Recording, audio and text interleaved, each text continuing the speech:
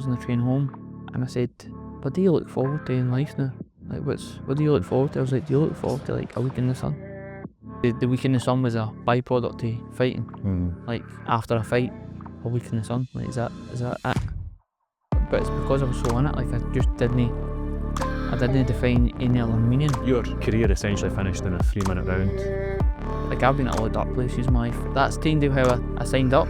I've got the devil in me for that. I had a lot of moments where I probably moved too quick. That was actually quite a big feat, and I kind of pushed it to the back of my head and was like, right, what's next?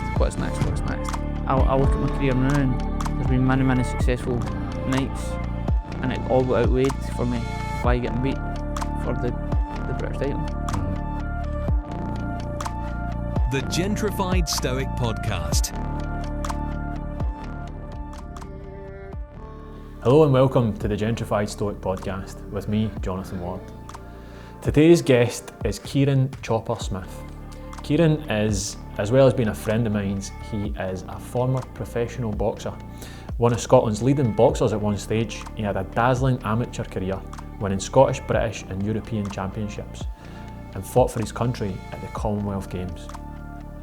After turning professional, he had an equally great professional career where he won 19 times and lost just twice, with loss coming in a British title fight in his penultimate fight against Denzel Bentley. After hanging up his gloves, Kieran has been coaching out of the world famous higher level, which is home to many superstars. Working from there, Kieran coaches Britain's rising bare knuckle star Sean Weir. As well as being a boxing coach and personal trainer, Kieran has continued the athlete lifestyle. He went after many challenges since retiring, the first of which was a sub 3 hour marathon, which he managed to get in Malaga in December of last year.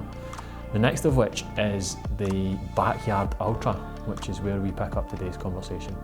Thank you so much for joining us.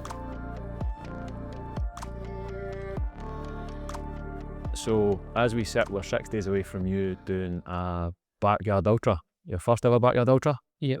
I was pick it 3 weeks ago, so prep's been as good as it can be. Right. Definitely on the preparation that a lot of other guys will have had before, but I train anyway all the time, so that's definitely to my advantage. Good man, good. So how does a 32-year-old guy from West Lothian end up competing in a Backyard Ultra? I think different things excite different people. Endurance sport has always been, since I turned professional, I started getting into cycling and just different endeavours of endurance sports on my time off, between fights and stuff. Ultimately, if I'm honest, it was a way that I could stay in shape without being in the gym, just boxing all the time when I was told to get out the gym.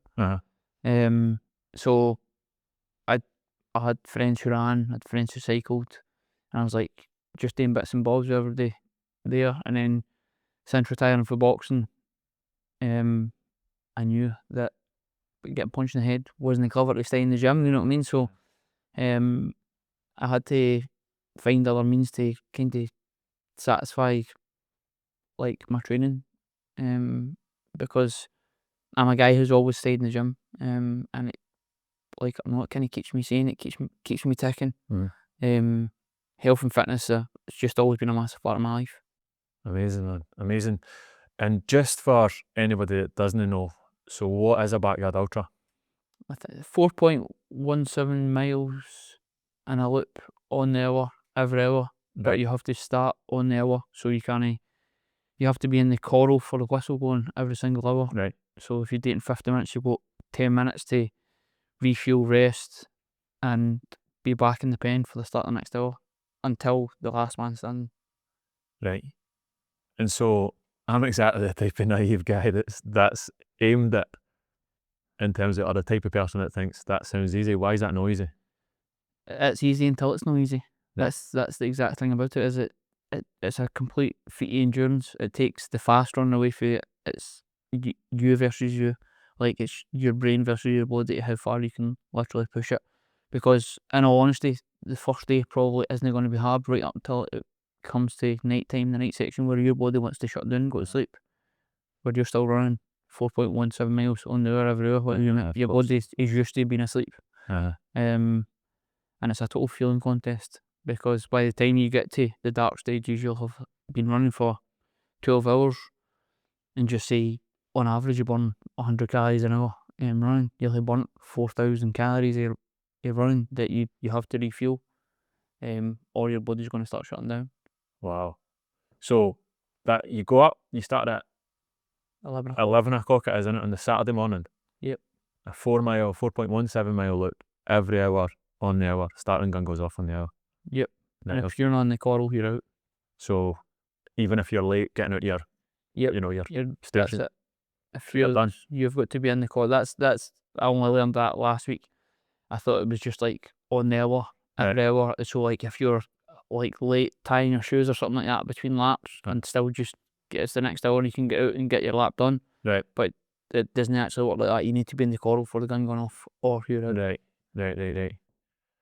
And I guess that's designed so you're not able to go out at it fast. You're saying it takes away the fast runner from it. Yep. Right. Yep. Why is that? As soon as you start running fast, you've got to get lactate build up. Right. Say you come in a lap in 35 minutes, Uh-huh. your 4.17 miles, you've then got 25 minutes to sit about.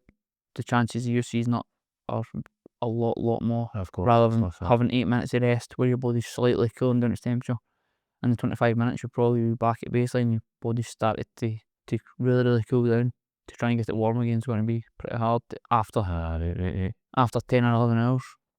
So so this was quite new to me when you mentioned about it, or I'd kind of heard of it but wasn't sure about it. So it just seems like someone's looked at the science of the exact number it'll take where you can't go too fast but you can't go too slow. They're basically taking it. You pretty much you if you run it all, you're going to seize up. If you walk it all, you're not going to make it. Right. That's pretty much where you're at. It's like you have to walk the hills, but you need to run the rest of it. Right. But if you come in too fast, the chances of you going far are very slim. Right. Okay. And what's your hopes for that? So you start at 11 o'clock on the Saturday. When do you think you'll still be going until? I hope to be finished. I'd say I hope to be finished. Sorry, I hope to at least still be going by 12 o'clock on Sunday. So 25 laps. Right. So 25 laps, 25 Well, hours. am I being naive myself? I don't know, because I've not done this style of racing before. Right. I could be being totally naive and get to 15, 16 hours and be absolutely spent. But I believe this is it, because it's such a challenge between your mind and your body. I think that's where I'll prevail pretty heavily compared to other things where, like sub-3 marathon, you're just constantly checking the pace in your watch. If you fall off the pace, your body starts shutting down. It's made just a total feat of endurance here. Where, like, if I can jog a bit every single lap, I'm going to get around. So I think it's much more suited to my mentality. Right. And so obviously I know a bit about it, but what is that mentality? It's very hard to describe. I would actually go as far as say I've had a chip on my shoulder my whole life. Right. Okay.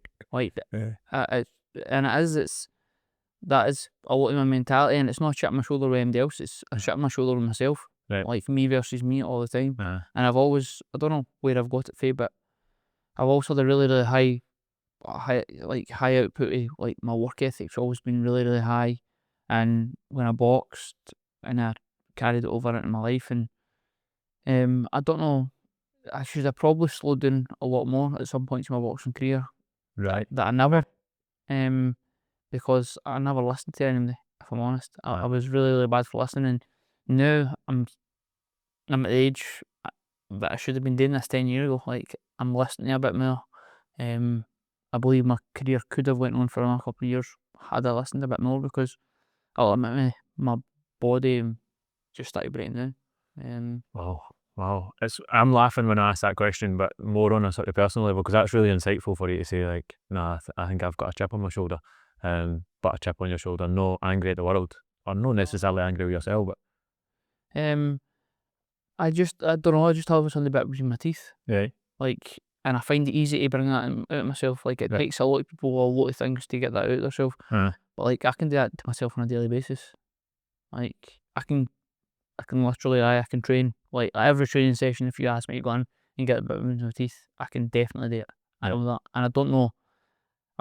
I've always been able to do it. It's like and good or bad, I don't know. But like when people are tired and stuff like that, like even more so, like because I used to be able to push through it, and I used to be like, this is what makes champions. Like when other guys are coasting, I'm really tired today. When other guys are coasting through sessions, I'm like that. Like this is where you need to work harder than everybody else because you're really tired. Right. That's quite funny. As I'm thinking about that in contrast to like, I'm preparing for a marathon right now. I'm trying to find a side of me that I don't know exists physically anyway for the marathon. But it's almost like the opposite for you, where you're just getting your day to prove what you can do every single day. Every single day, mate, and it makes every single day easier. Right. Whereas like it sounds like the two of us are on polar opposite sides of the fence here because you're trying to get that, and for the last year of my life, I've tried to be trying to kind of sit on the fence with it, veer myself away from it a bit, where I still can do it when I need to, but you don't need to do that every single day. Yeah. Yes. No, definitely. I like call it. It's funny because it's sometimes your voice I'll hear when I'm trying to train it. Like I'll call it training the bitch muscle, where I'm like, right, physically I want to quit. I mean, obviously careers have been different, but physically I want to quit, and I'm trying to train that a lot. But you're actually trying to go the other way and say, right, you're trying to grow a bitch muscle. Exactly. Class, man, class. So you're hoping to run for 25 hours into that, and would you keep going if you get to 25 if you're feeling good? Well, the guy that I've got crewing me, who's an ultra runner, Martin Heggie, I spoke to him obviously as soon as I managed to get a ticket for the event, and I said to him, like, there's two things. If it's torn, it's snapped, let me DNF. If it's not torn, it's not snapped, push me out. Like, make sure I'm in the starting border for the next hour. And he said to me, don't worry. He said, I've got one rule when I crew you. He says, you never quit in the stool. And I was like, that's good enough for me. If you didn't make a lap, you didn't make a lap. So if I'm still standing at 25 after it and I can go out and nothing's broken, nothing's torn, I'll keep going it. Amazing, man. You said it's a battle between the body and the mind. What's going to lose for you? My body's got to take up before my mind. Really? 100%. It's got to. You're certain of that? Yep. Amazing. That's really amazing. Good. So, who do you think? What type of person wins that? What do you have to do? What place do you have to take yourself into? I think you need to be able to take yourself into a dark place, and I'll be honest, I don't know what the correlation here is between endurance athletes, but very, very good endurance athletes are usually one of two things. They've managed to suffer a lot and sacrifice a lot, or they're very, very successful people in life. But the correlation between that is, you look at the guy who's suffered a lot and sacrificed a lot, then you then look at the guy who's very, very successful in life. You only see the guy that's really, really successful in life there and compare the two of them. They're like, what is that?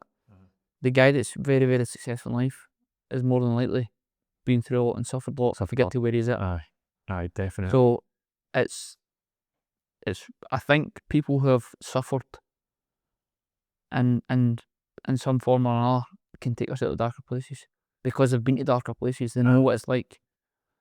I think that's, and I think like I've been at a lot of dark places in my life, just through career and stuff like that, and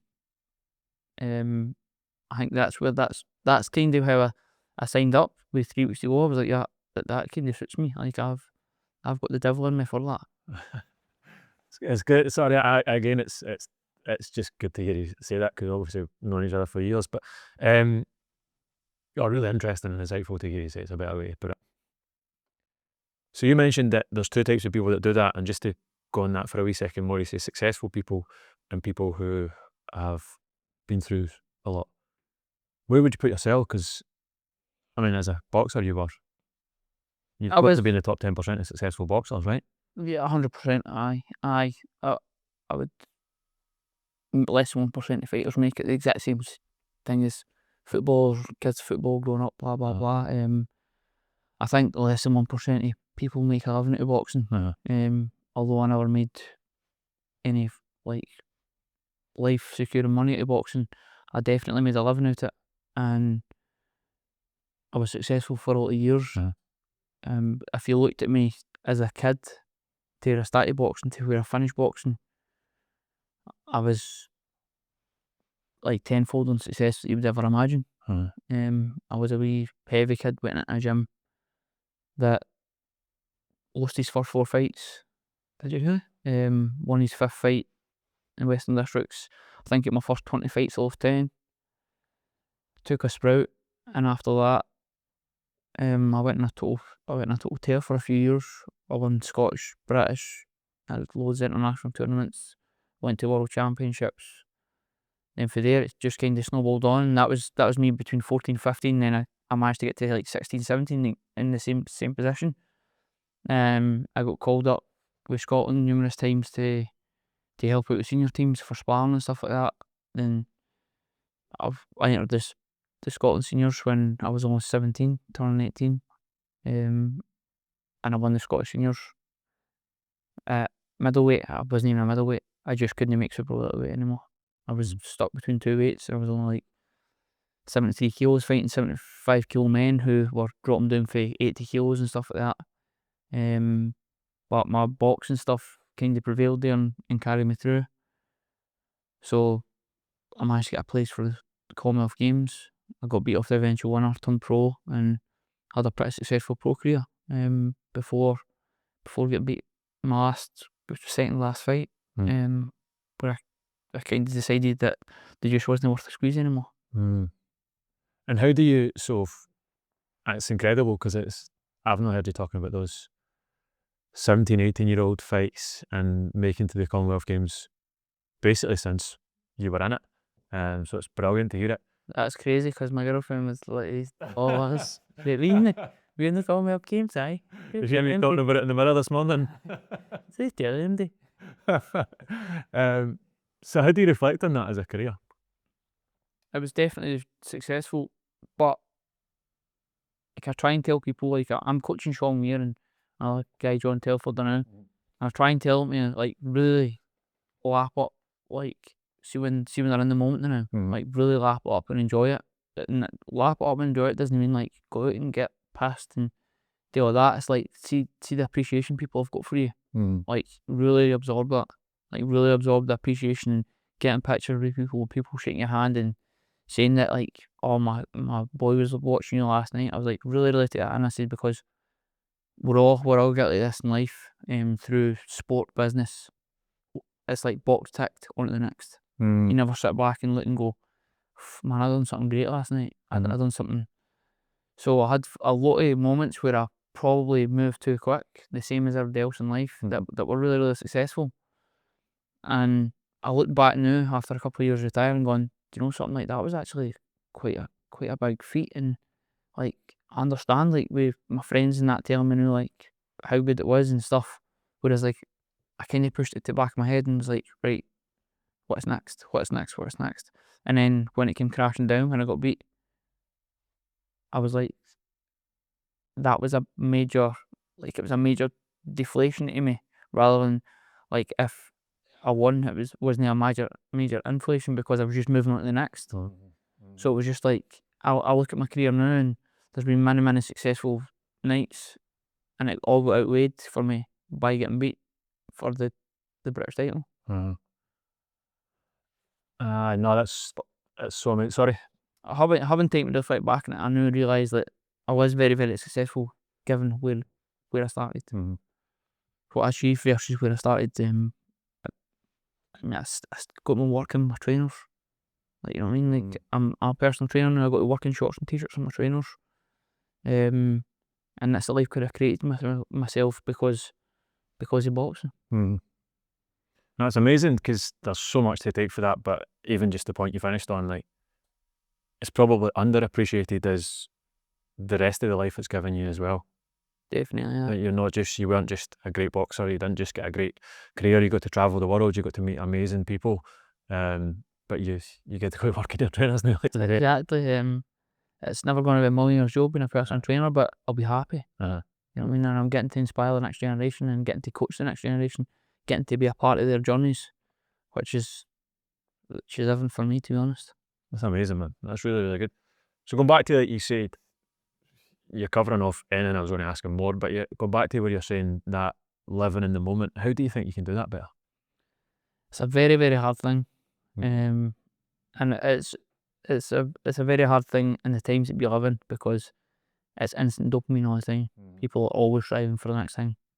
Like, you see a funny video online, what's the next thing you're looking for? The next funny video. You didn't matter, like, that's exactly it. It's like the next hit of dopamine constantly, rather than sitting back and appreciating something. So it's very, very hard to do, but I think it's about like trying to disconnect a bit, slowing your life down a bit, like having set periods and set days, even if it can't be a full day, like between 5 o'clock, 6 o'clock, like I've got to sit and do nothing. Like, I'm got to reflect on some stuff and like actually think about my life. And you've got to, I know this is sounding mad coming out of my mouth for you, but until like I sat in ayahuasca and for 4 days and couldn't have cared less about my phone and just sat around a bunch of people that I'd never met before and just listening to their stories and just being content, just being. And I was like, that was actually really, really good. I was really happy, and I wasn't like just striving for everything all the time. Amazing, man. So I think it's important to get a part where you're slowing down, and by slowing down I don't mean sitting watching Netflix for 2 hours. Like, you're just filling your brain with smash then again. It's like just being with yourself for a couple of hours.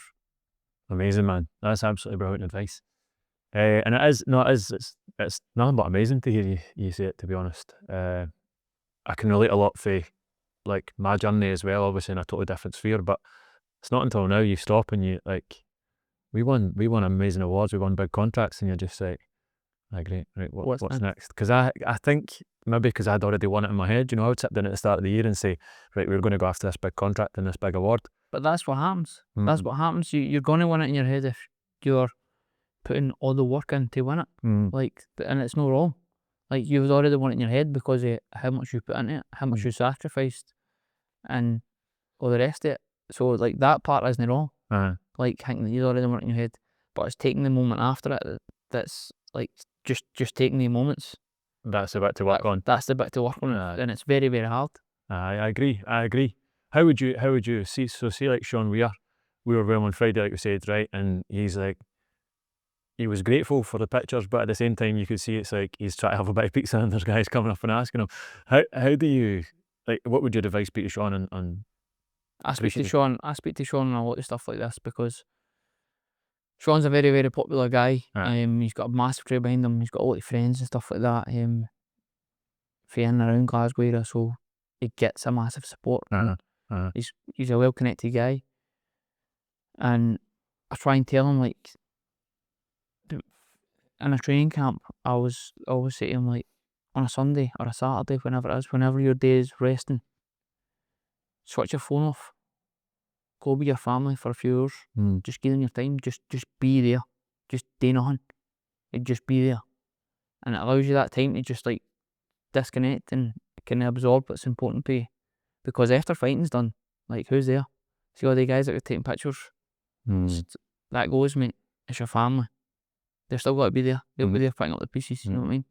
Whether you win, you lose, they're there to do everything. So like, appreciate it and just sit and be with them. You know what I mean? And it also gives you, like, I can only say for experience because I know what it's like. You're in it, and when you're constantly, even on your rest day, you're on your phone and you're looking, and the butcher showing you blah blah, that instantly turns your fight or flight straight back on. So your body's not actually getting the rest that it needs. So like, to disconnect from everything to actually give your body the rest. Amazing, man. Do you think you were good at that in your career?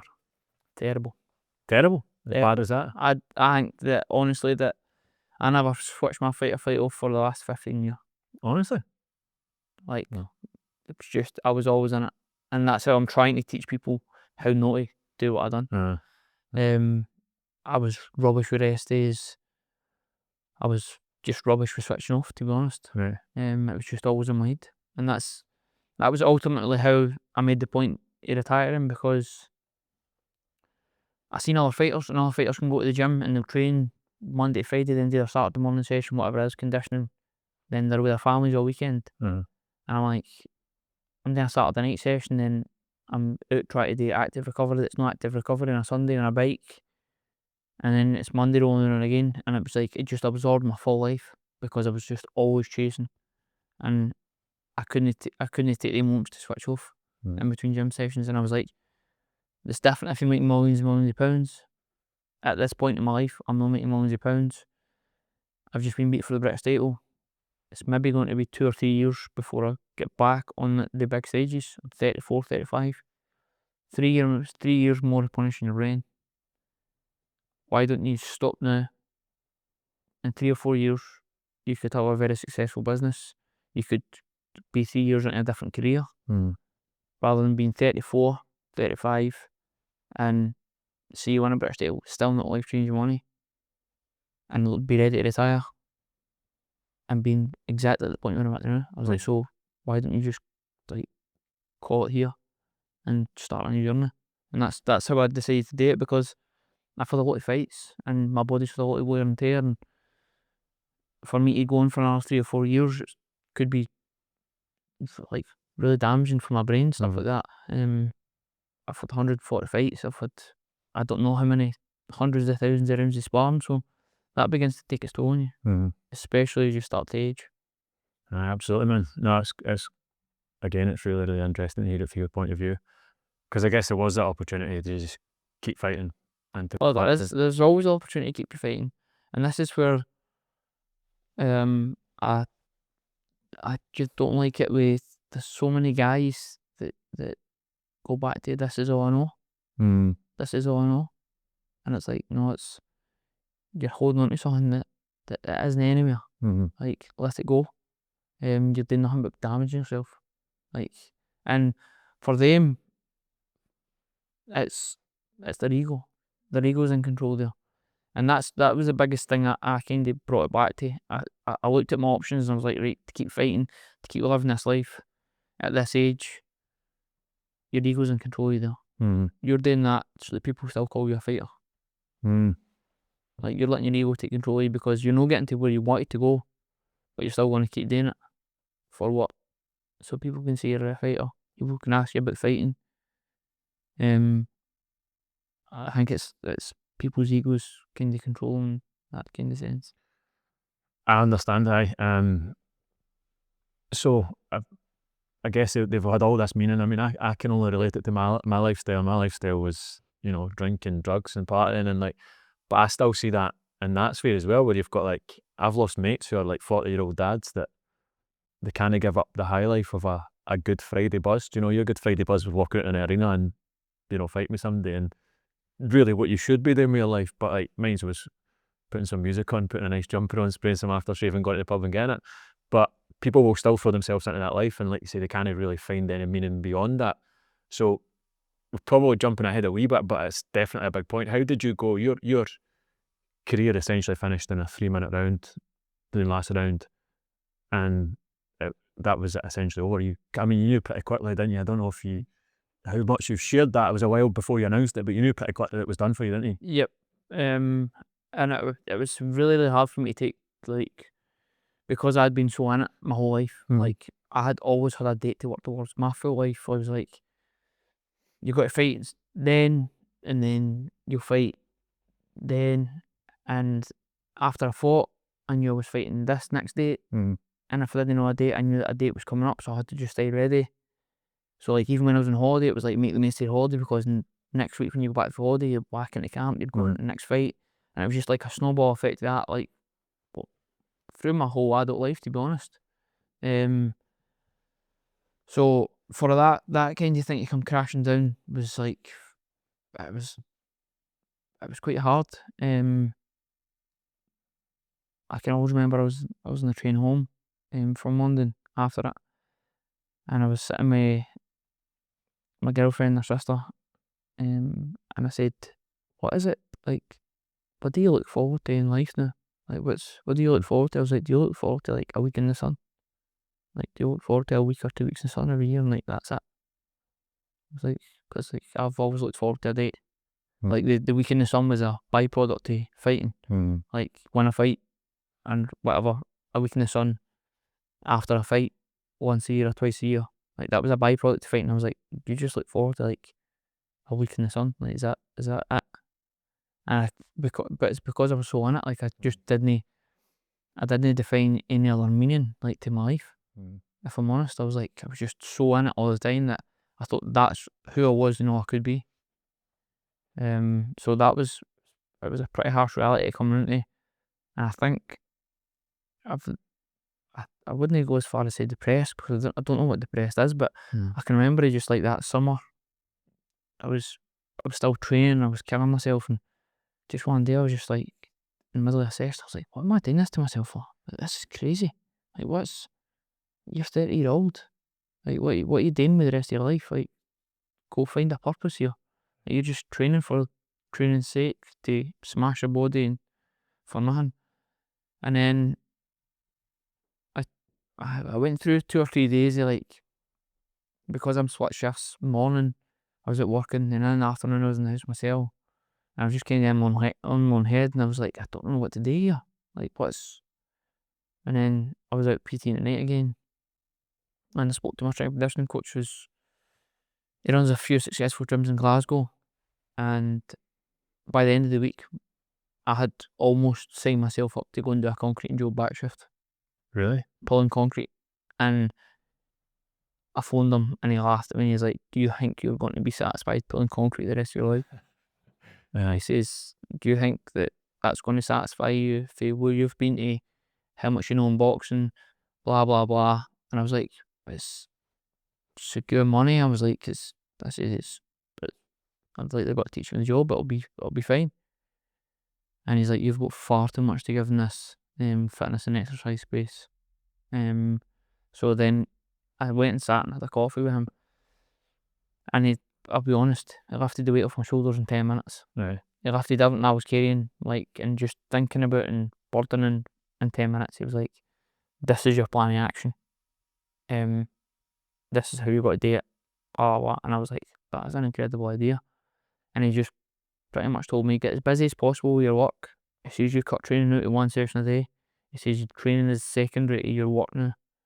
He says if you can keep this going for the next year or 2 years, he said after your last fight, which was my retirement fight, he says you keep building on that. He says you can take it then for wherever you want. He says you can go into coaching fighters.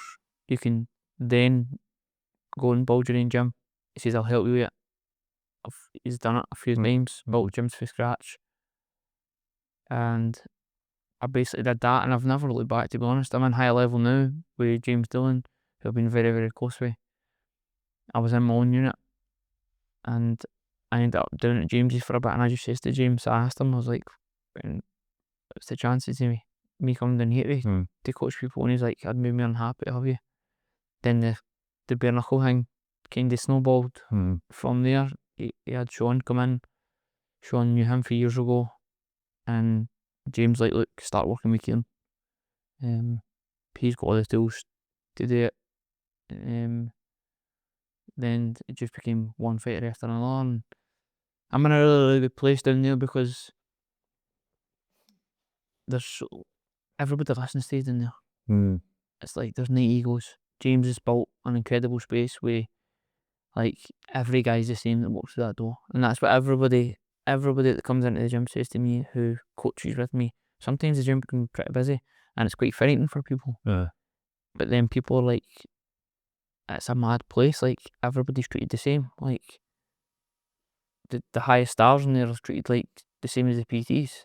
Like everybody's equal in there. And it's just, that's down to James Dillon. He's a very, very clever man. A man of few words, but he knows how to control a room and how to control a space.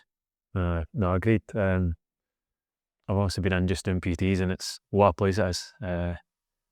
You get people that's, like, I remember coming in and doing my first ever BJJ session with Kieran Reid, and like Paul Craig's coming over and speaking. He's like, so how you doing? And I'm like, mate, I'm getting tied up in knots over here. Like I don't even know what I'm doing. And like this guy for the UFC's over speaking to you, but it's just incredible, an amazing place.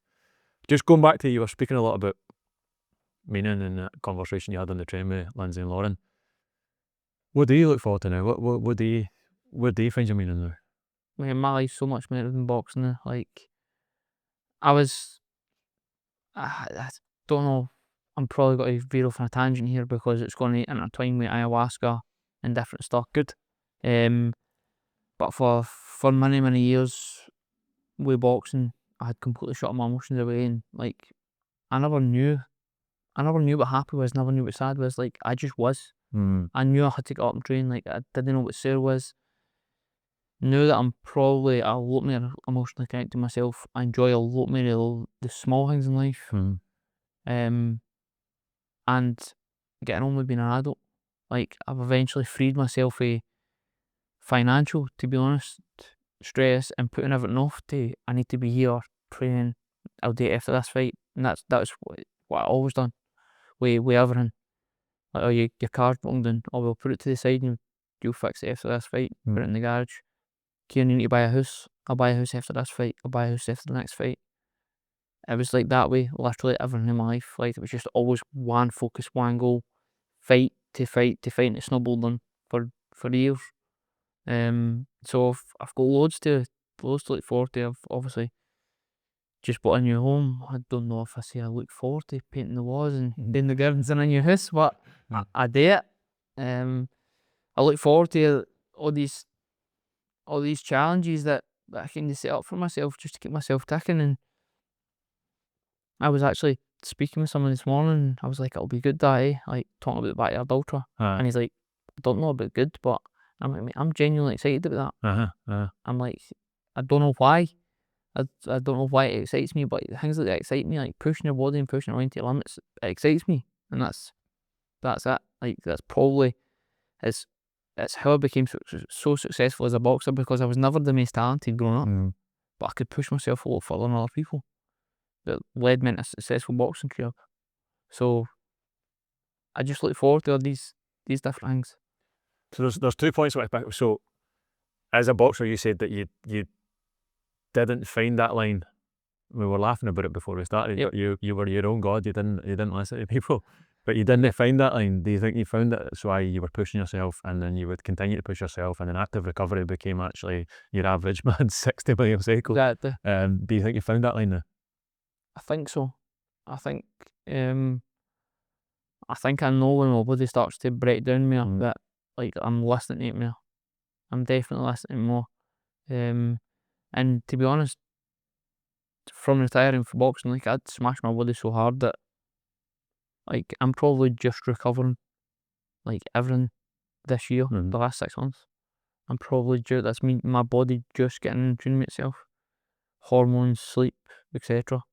Because my fight or flight had been switched off for 20 years. You can switch that off in a night. And so while we're still on that, and you said you continued to train, you had a moment in the gym where you were like, fuck, what am I doing? I'm continuing to throw myself too far. Shortly after that, you went sober for a year as well, right?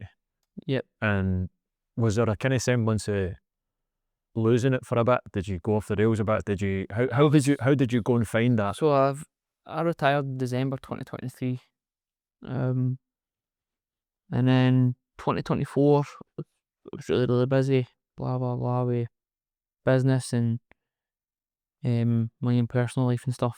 But I was never a drinker. I did find myself a few times like having a few beers where I wouldn't usually have a few beers.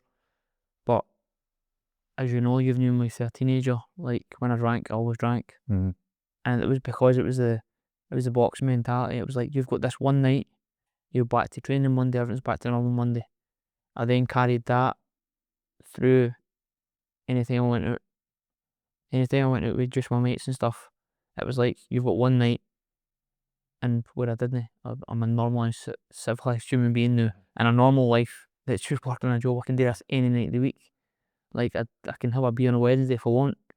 And I was like, I got sick of it.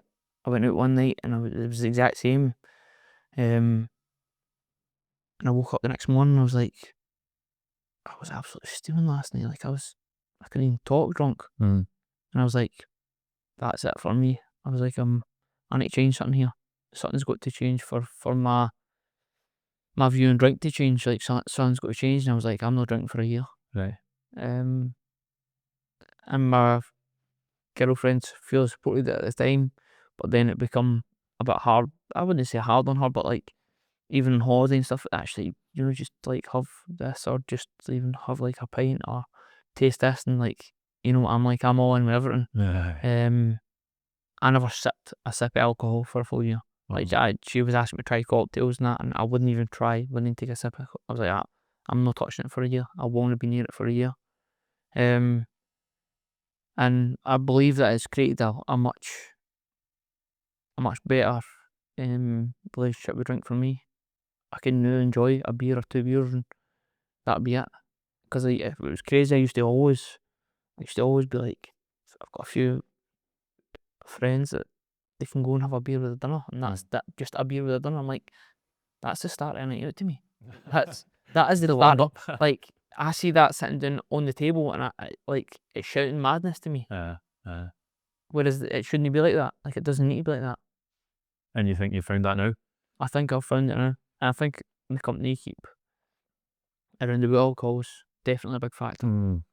No, that's amazing, because like some people, you talked about it yourself, where people retire and then they'll lose that sense of meaning, and then drink becomes one thing. And so that's almost what I'm interested in getting at, is like, how did you then, you've managed to find the meaning, you managed to re-find that purpose elsewhere. And there's have you ever heard the theory of ordinary Tuesdays? Chris Williamson talks about it a lot, where he's like, basically your life is more your ordinary Tuesday than it is your bang out Saturday. So like, for me, this Saturday night led everything. It was drink, it was drugs, it was fucking betting, it was basically anything I could do to make myself feel a wee bit different and escape from whatever I was feeling like that week. But the cause of that was feeling like fucking death the rest of the week, and it was pushing so hard on a Saturday that you felt shit Monday, Tuesday, Wednesday, Thursday, boom, you're ready to go again Friday. But like, the theory of ordinary Tuesdays is like, if you can make your Tuesday just loads of wee things that you enjoy, you're not going to love it. It's never going to feel like fucking sniffing coke at Parkhead when Celtic play Rangers, or, in your instance, go walking in front of 80,000 people, or whatever it might be at the Commonwealth Games.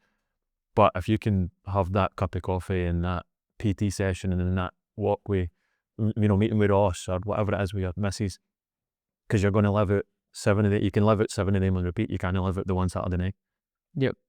Aye. I've just not got time for drinking anymore. Right. My life's too good to lose a Sunday to drinking, mate. Aye. Like, I've got too many good things going on in my life, that small things that I enjoy. Like, and when I say too many good things, it's not that I'm got to meet the Queen on Sunday, or I've got to the King on Sunday, or whatever. You know what I mean? Like, anything like that. It's like, I enjoy. I've got that much value in the small things in my life now, that Saturday night and a Friday night boozing just wastes up for me. 100%, man. Couldn't agree more. And I had to do the same. Stop for 6 months before I could enjoy one or two without trying to fucking add nicotine or just go daft or whatever it would be. But then I think about a beer and I go, I'll probably not enjoy my coffee as much tomorrow. Maybe my morning run won't be the same. And you're like, what's the fucking point then? Exactly.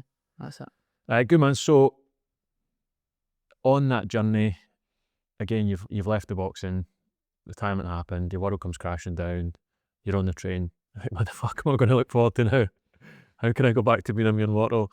You go sober, you have a whole experiment drink. How did you lead up to doing ayahuasca, which you shared recently? So one of my friends, Sean Weir had spoke to me a lot about it, right? Right. And he told me it saved his life and whatnot, and I was like, that's really, really interesting. And as you'll know, I'm a guy, I've never touched drugs in my life.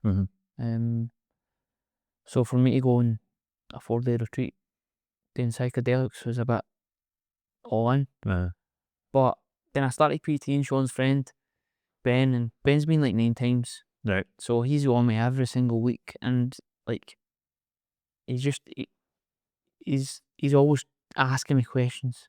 Always asking, like, how did you deal with this? How did you deal with that? How did you... unless you sit me down like here and I should do setting or whatever, and actually ask me person to person, like, I'm just got to tell you, I just go on it. I feared that about the day, to be honest. Like, how did you deal with this in your career? And like, just fucking did, mate. But that was my answer to everything, like, back then. But now I'm obviously I've opened my eyes a bit, but back then, like, that was literally my answer to everything. Like, you just go on it. Like, you just keep going. And he was like, but because I was saying the answers to him, he's like, you need to get to ayahuasca. Right. You need to get to ayahuasca. He's like, ayahuasca will have a field day with you. He's like, that you're holding a lot in, like you're holding a lot. Whereas I'm not holding a lot in. I'm holding a lot in to him because I tell him what I want to tell him. Uh-huh. You know what I mean? Like I'm just not spilling my heart out to him like a PT safe. That's all it is. So we spoke about it back and forth a bit, and we ended up booking it, and it actually became a kind of thing where he's like, ayahuasca is like this, that, next thing about it, and I was like, I'll go, like, be quiet about it, like, I'll go, don't worry, like, I'll do it. Right. And I'd looked into it loads, and I was like, there's a lot of stuff going to come up from you, like, there's a lot of trauma, there's a lot of bad stuff going to come up that I didn't know, like, that I didn't think is trauma, this, that, the next thing, and I went, and to be honest, I had a few trips that were really visual, and it was all to do with emotions, Right. and like it was honestly between me and my girlfriend, and how I suppressed my emotions against her. Right. And I went into the first sharing circle, and they were the things I spoke about. Was I feel really emotionless, and I'm like no sympathy, like I'm no empathy for people. I'm no, and I got a lot of ayahuasca, even though that I never got a lot of trips. I got a lot of peace, a lot of calmness, a lot of stillness, a lot of sitting in my own body that I never ever do. So, and I had a lot of good talks with completely different people for me. People that that have led completely different lives, and it just shows you like how people's problems are so similar, even though it's completely different lives.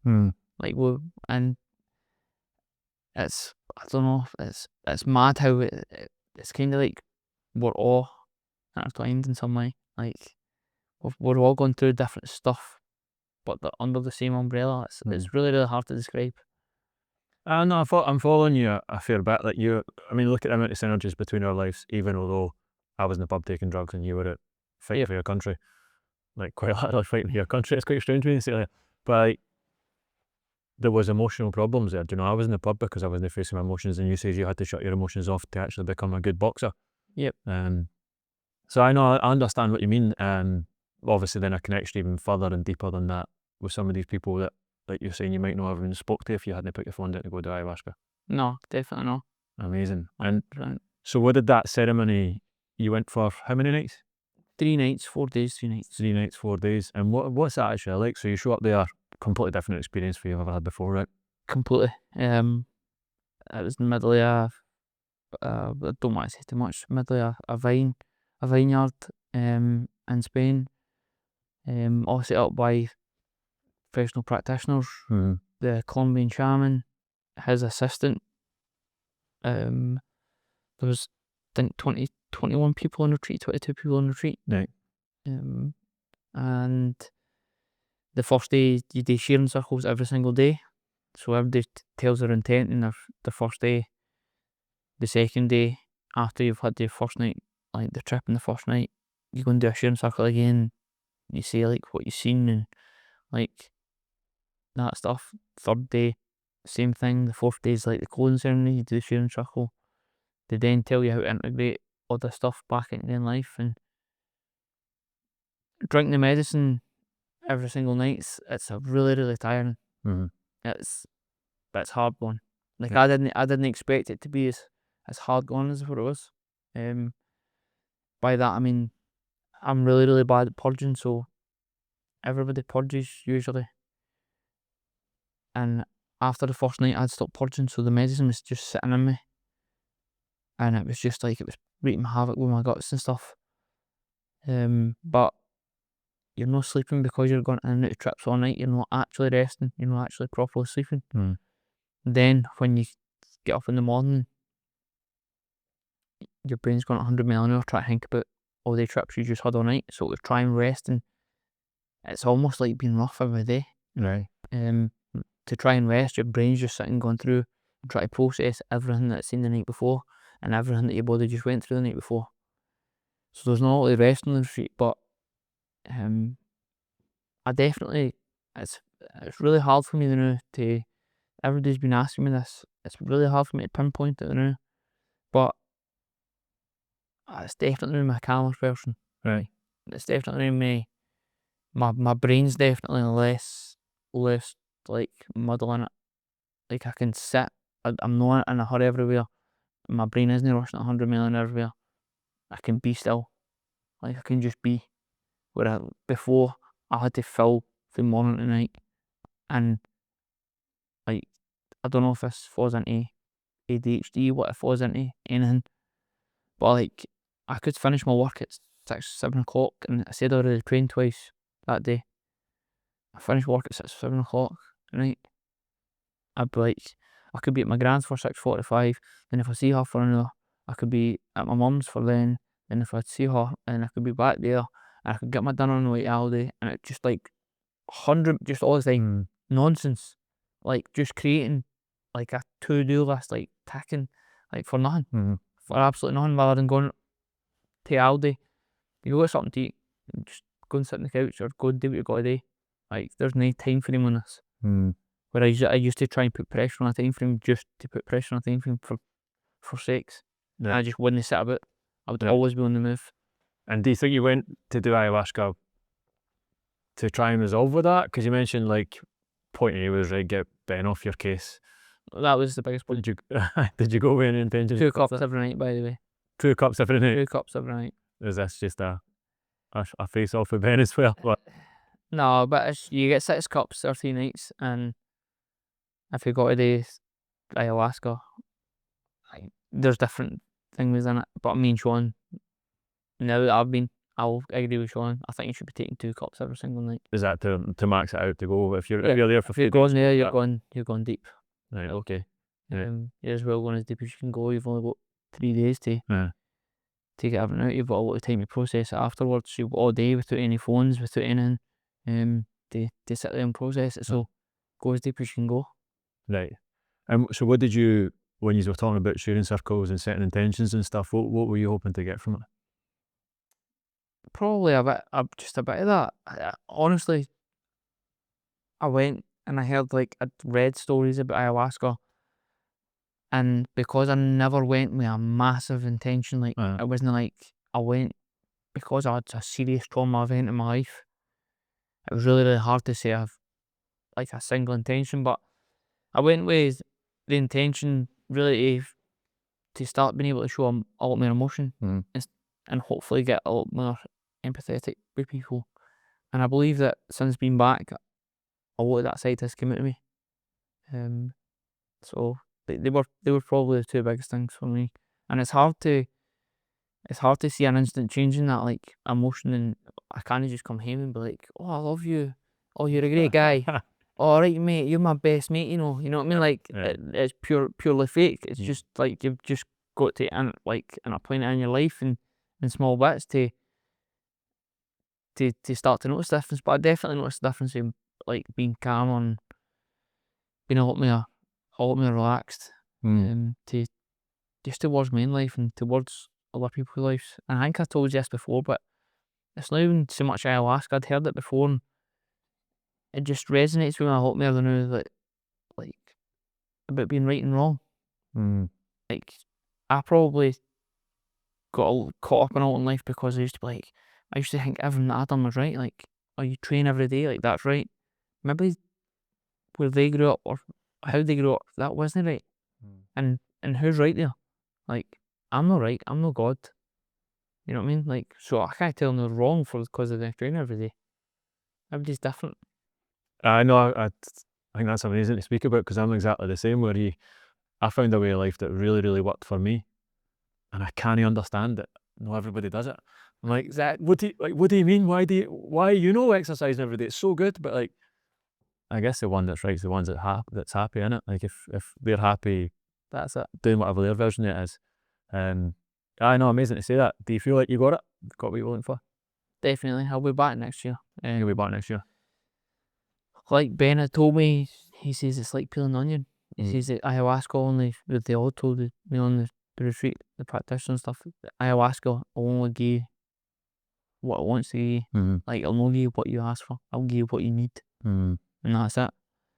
And he's been 9 times, and I'm like, surely if you did it once, like, before I went, I'm like, buddy, you're fixed. Like, you know what I mean? Like, that's it. Like, they've fixed everything in your brain, that. And he's like, from this year to next year, you'll come across more problems. He says, like peeling an onion.